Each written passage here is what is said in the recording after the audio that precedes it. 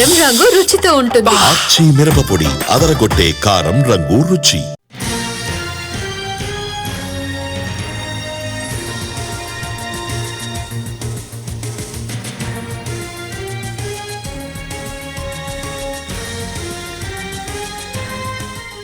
KRMB సమావేశం ముగిసింది. శ్రీశైలం, నాగార్జున సాగర్ నీటిని రెండు రాష్ట్రాలు వివాదాలు లేకుండా పంచుకోవాలని దిశానిర్దేశం చేసింది బోర్డు.